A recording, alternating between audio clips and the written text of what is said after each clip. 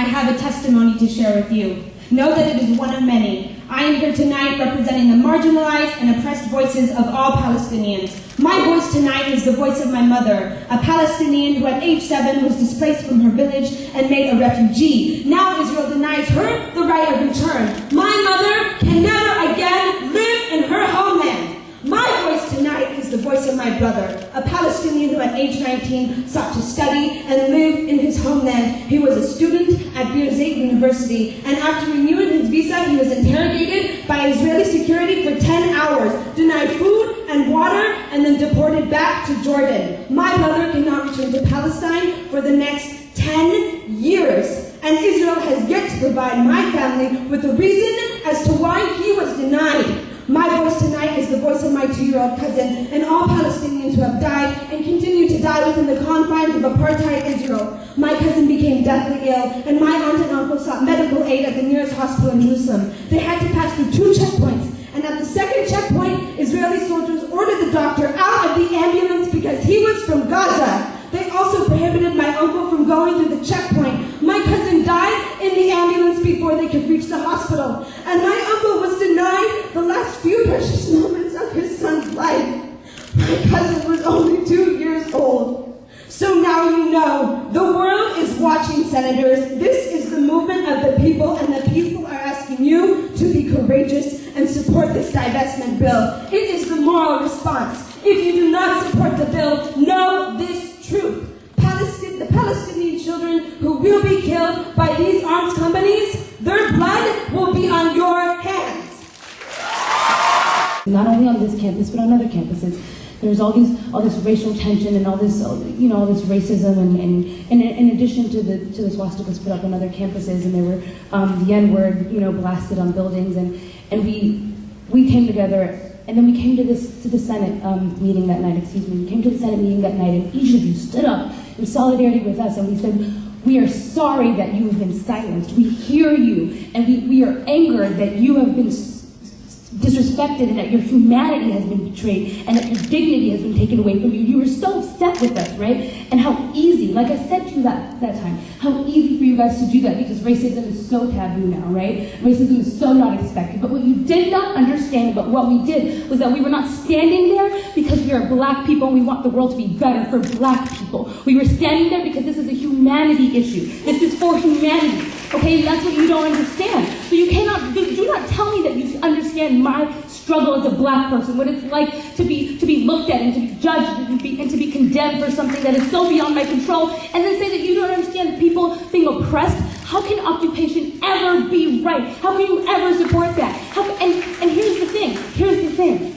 Divestment is saying that we don't take an issue. We don't take sides on this. We're not going to participate. How can you say that to monetarily contribute to war is to be equal? Here's the thing. You looked at, I'm glad that girl just went and read all the groups, all the student groups that support this, because what you guys did to us that day is you said that none of our voices mattered, because the potential of certain people's oppression was more important than mine. You took my voice away and I want it back.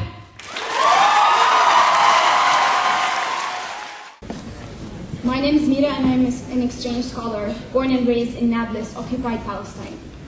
I'm tonight here to tell you why you must override the veto. I hate arms. I hate weaponry. Shouldn't we all? I do hate their shape, their noise, and their imposed presence in my life and the life of Palestinians. Shooting remind me of my school days that were interrupted because of an imposed curfew. Shooting reminds me of the soldier that shouted at my mother with a loudspeaker just because she dared to get out of the house when it was a curfew, and when my neighborhood looked like a military zone because few kids dared to throw some stones at the Israeli armored jeeps, or when they violently invaded our house and searched it and snipers occupied the rooftop of my house. Tanks remind me of 70 days of continuous curfew to my city when I could not go to my university for 2 months in a row. Or when the tank dared to enter my university and parked in the area where I exactly sit with my friends and chat. Imagine a tank in the Sprawl Plaza. How would you feel? How violated would you feel?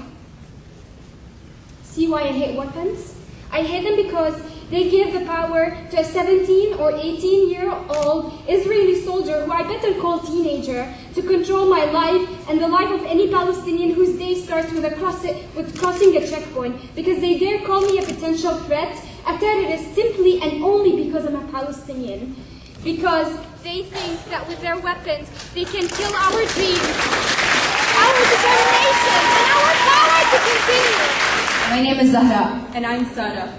We are daughters of Lebanese immigrants. And we stand in solidarity with the thousands of voices being silenced here tonight. We ask you to override this veto, not just for Palestine. We ask you to override this veto for the thousands of Lebanese lives that were taken by force, most of them civilians, in the summer of 2006, for the million Lebanese displaced and that could not go back to their homes. In 2006, I was in Lebanon. I was a first-hand witness to the terror left by the airplanes that dropped Israeli bombs. For 3 weeks, I watched as my mother fainted and feared for the lives of her children, her siblings, her parents. 3 weeks. It took 3 long weeks for me to be able to reach the American embassy and escape the terror I was living in. Those innocent civilians didn't have the privilege to leave like I did. Still today, my mother cannot bear to even hear the fireworks, constantly being reminded of the Israeli bombs that threatened not only her life, but the ones that she loved. That was my mom, one person. Imagine the thoughts, the feelings, the emotions of all the mothers that lost their children. Their voices were silenced. In 2006, I was not in Lebanon. That summer, I slept and awoke by the phone. I watched as the uncertainty of my family's safety drove my mother crazy. My mother begged her parents to flee. Despite the threats against them, they refused to leave their home, knowing they might die for doing so. That bomb that went through their living room was an Israeli bomb. We paid for the airplane that delivered it. You and I. Not just with our taxes, but with our tuitions. My family was a victim of war crimes. One family. Imagine the thoughts, the feelings, the emotions of all the families who lost someone. Their voices were silenced. But not tonight. Tonight we ensure their voices are heard. My name is Karima, and I'm a student, and I'm the daughter of Palestinian and Cuban immigrants. This is for the senators, the ones who hold the power to make a difference in their hands tonight. You not only carry the power to make a difference, but you also carry the responsibility to stand for justice. Look into the audience. Our voices are crying for justice because without justice, there is no peace. It's written on our faces and it rings in our words. We stand with the oppressed. We stand with those struggling for the basic human rights, and we stand with the Palestinians. We stand opposed to racism, occupation, and apartheid. Failing to pass this bill tonight will be failing to uphold your responsibility as senators at UC Berkeley, as world citizens, and even more simply as human beings. Do not fail. In your hands lies a chance to make history and be on the right side of it. You hold the power. You have the opportunity. Take this opportunity. Silence is complicit. Do not stand by and be its accomplice.